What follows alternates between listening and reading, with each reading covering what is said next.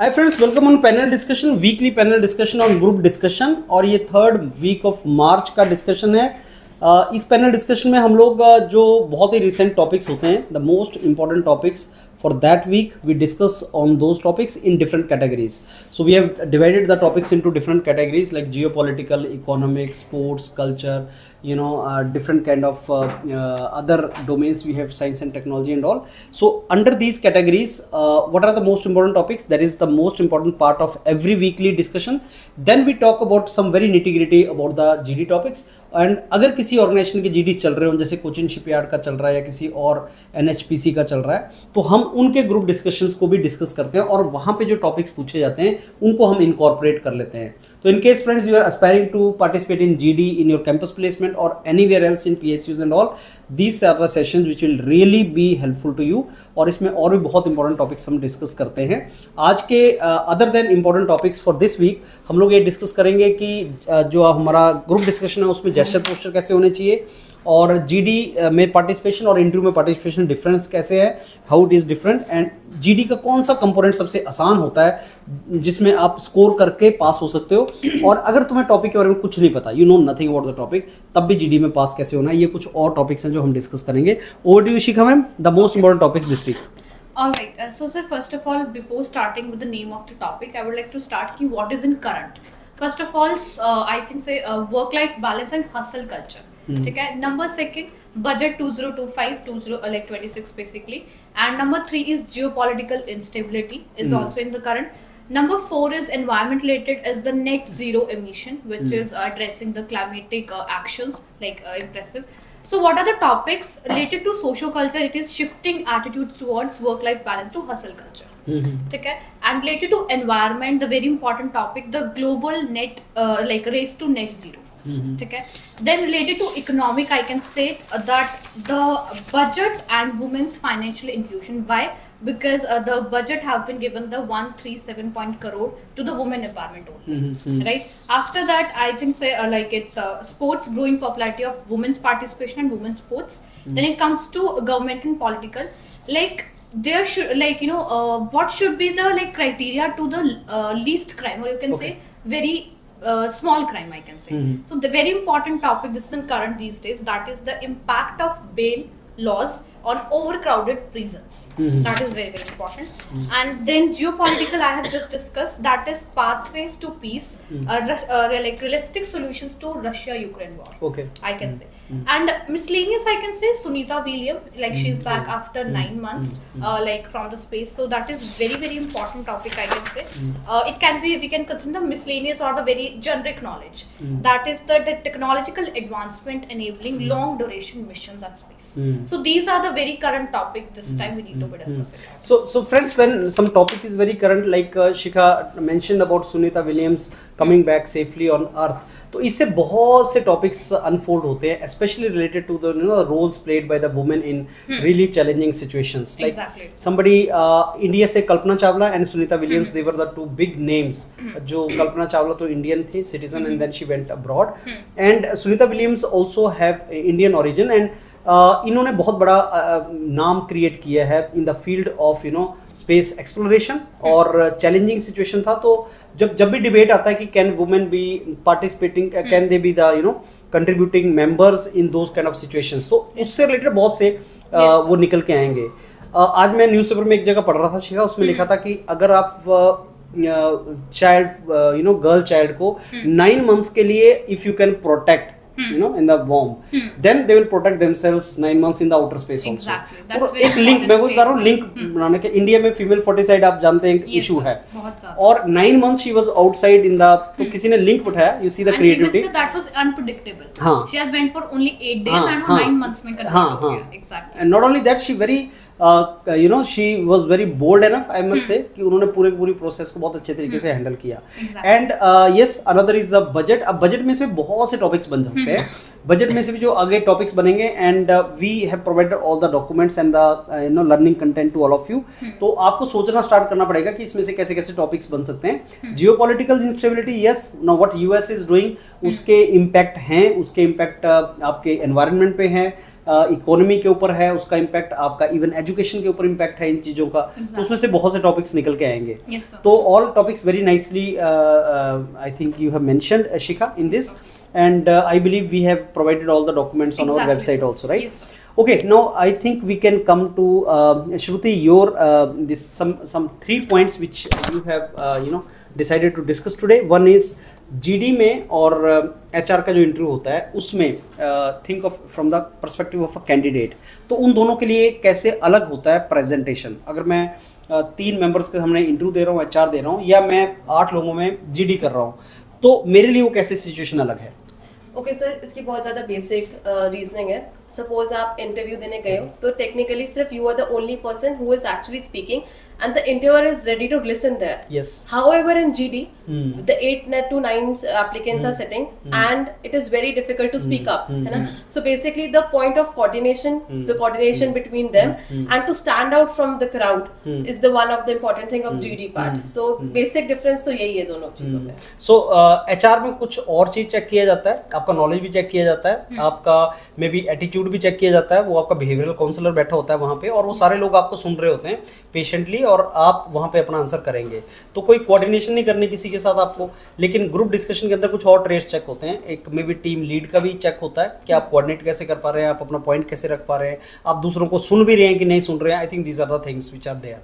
Now gesture and postures during group discussion, Shruti, that is very very important aspect कि जब आप group discussion में बैठे हैं तो आपको जेस्चर पोस्चर कैसे मेंटेन करने हैं। क्योंकि हम लोग मेंटर करते हैं स्टूडेंट्स को, तो we find that some student अपनी बात बोलने के बाद ही thinks my job, my duty is over, and it does not look like they are listening to others. Maybe they are listening but that does not look like they are listening. Paper pen होता है GD में, लेकिन मेरे को लगता है कोई उसमें लिखता है। तो क्या जेस्चर पोस्चर मेंटेन करने हैं? ओके सर, जैसे आपने कहा कि डेफिनेटली ना वो दिखा नहीं पाते कि वो लिसन कर रहे हैं, तो बेसिकली मेरा ये पॉइंट है कि जो भी बंदा whoever is speaking, so you should make the eye contact with that person specifically। और उसके बाद ये आपकी listening skills शो करता है। एक nod करना किसी की बात को लेके कि yes this is my appropriate thing, कि yes I'm listening to you। और second thing आपने मेरे को mention करी pen and paper की, which is also very important। I will tell you an example of HPCL। So जो भी points उस ग्रुप डिस्कशन में mention, if you are writing them down, they take that pen and paper and goes to the interview round. The same panel members who were in your group discussion, the observers are now they are in the interview round as well. So they will literally check your papers, what you have written and were you listening और not. So these are all the aspects। The observer right there is actually sitting and he's noting ki if you are listening to others, are you writing something, what have you actually understood from the situation, and how frequent and attentive you are. If somebody is addressing to you, are you listening to that as well or not? So it's not about just keeping your points in front of them, it's also about understanding what other is speaking and then adding relatable points to them। So that is the point। So I believe there is a purpose of everything। आपको pen और paper मिलता है, उसका भी purpose है कि जब आप मीटिंग में बैठे हो, बोर्ड रूम में बैठे हो फ्रेंड्स, तो आपका अगर कोई डिस्कशन हो रहा है तो you have to jot down the important minutes of meeting भी बनाना है बाद में, तो आप कैसे बनाओगे इफ यू आर नॉट देयर। And very very relevant point Shruti, that HPCL, you know friends, HPCL is the organization जहाँ पे group discussion eliminating है। That means you will not go to the next round of interview if you don't pass group discussion, and that is ruthlessly they are eliminating you।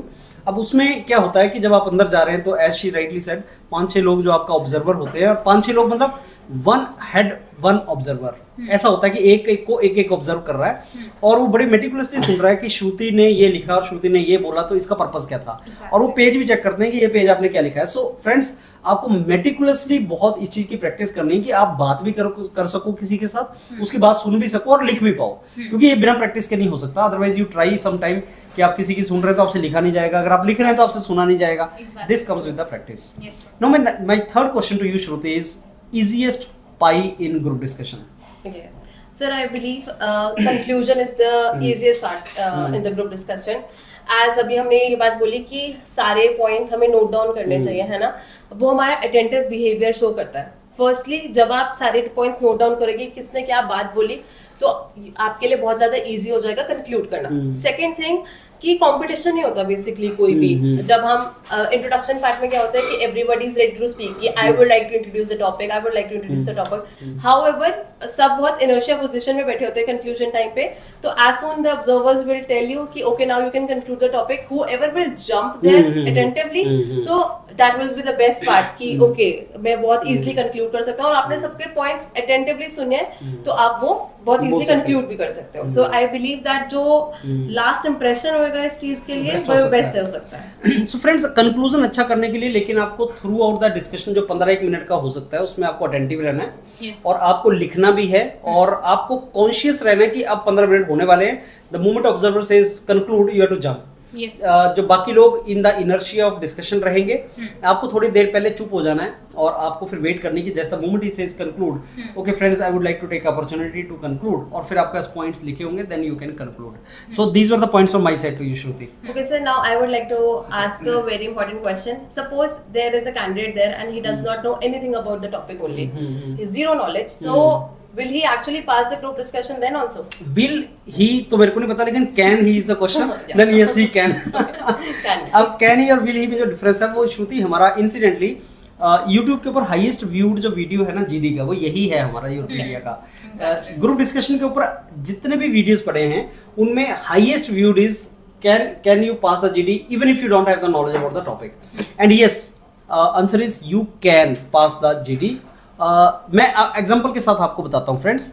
Knowledge एक component है GD का। GD में बहुत चीजें check होती हैं, आप कैसे बाकियों के साथ कोऑर्डिनेट कर रहे हो, कैसे आप उनकी बात सुन रहे हो, जैसे आपने बताया श्रुति नोडिंग कर रहे हैं, आप डॉक्यूमेंट कर रहे हैं, आप लिख रहे हैं, आपने दूसरों को बोलने का चांस दिया। मतलब कई बार तो इसके भी मार्क्स मिलते हैं that suppose everybody is speaking but we find that Shikha is not participating and we say okay friends let's give chance to Shikha also, that reflects your leadership traits. तो ऐसे छोटे छोटे बहुत से पॉइंट्स हैं जिनमें आप स्कोर कर सकते हैं। एंड आप ही ने खुद बताया कि मान लो आपने इंट्रोडक्शन नहीं दिया, मान लो आपने बीच में पार्टिसिपेट नहीं किया बहुत ज्यादा, लेकिन कंक्लूजन आपने इतना अच्छा कर दिया that last impression becomes your best impression, तो he can not eliminate you. अब जीडी में कई बार बोलता हूँ श्रुति के मार्क्स लेने के लिए जीडी नहीं होता। जीडी के बहुत जगह पे आपने शिखा देखा होगा मार्क्स 5 ही नंबर हैं, 7 नंबर है, लेकिन एलिमिनेशन हो सकता है। somebody who is entering in HPCL GD with the highest written score, I've seen them failing in GD and coming out of the process. Why? Because उसने रिटर्न तो highest ले लिया, उसको जीडी के मार्क्स में नहीं चाहिए, जीडी में 0 भी आ जाए तब भी वो HPCL में चला जाएगा। लेकिन अगर जीडी में उसने एक पर्टिकुलर लेवल से कम मार्क्स लिए तो ऑब्वियसली एलिमिनेटिंग है। तो GD is not for getting marks friends, it is like passing और नॉट पासिंग। अब पासिंग और नॉट पासिंग में कंक्लूजन एक हेल्प करता है। No coming to your question, I do not know about anything about the topic. मैं इसको आपको एग्जांपल के साथ दूंगा जो मैंने उस वीडियो में भी 6-7 साल पहले हमने वीडियो डाला था। And video work because it really helped thousands of students. आप देखोगे उसमें थाउजेंड्स ऑफ स्टूडेंट्स ने ये डाला हुआ है कि I just practice this couple of lines and it made by day and I passed it. Topic चलते हैं, ब्ला ब्ला ब्ला टॉपिक आ गया, you know bla bla bla, that is not bla bla bla which we use in Uber और something, it is like bla bla bla, no topic I know, so this is the topic given to us. Now I am to start it. Introduction. I give introduction. Okay friends, my name is Vijender and I take the opportunity to initiate the discussion. The topic given today to us for discussion is blah blah blah. In my opinion, it's a very relevant topic. Now how do I say that is because only relevant topic as Shikha you come out with every time. So only relevant topic is given. It is a very relevant topic and I am very sure we can participate on this topic. I am sure friends you have very good knowledge about the topic and you have couple of points. So now I initiate the discussion. So let's start participating. Now listen, in this I have not told anything about blah blah blah because I don't know about this. मेरे को कुछ knowledge नहीं है इसका, लेकिन जैसे से discussion आगे start हुआ, if I don't know something about blah blah blah, she knows. And the moment Shruti opens her mouth, I get the idea कि श्रुति ने ये बोला, then I participate and उसके बाद मैं थोड़ा सा participate उसमें करना start करूँगा। And the smartest strategy is कि मैं conclusion के लिए तैयारी कर रहा हूँ। मेरे को पता है कि अब कोई ना कोई तो बोलेगा, तो मैं उसकी तैयारी कर रहा हूँ और मैं उसको participate कर दूंगा। So yes, to answer your question, even if you don't have knowledge about GD topic at all, you can pass GD. But yes, will you pass or not? That depends upon कि बाकी जो factor हैं उस पे हम कितना contribute करते हैं। Exactly. So anything else, friends? I think we have covered more or less everything. Anything else for this week? I think so we covered it. Okay. So friends, keep watching our regular panel discussion, weekly discussion. ये high हमारा voltage discussion होता है जिसमें बहुत से points को compress करके we bring in front of you, valuing your time. So don't miss these sessions. Watch all the sessions and participate with us. Thank you.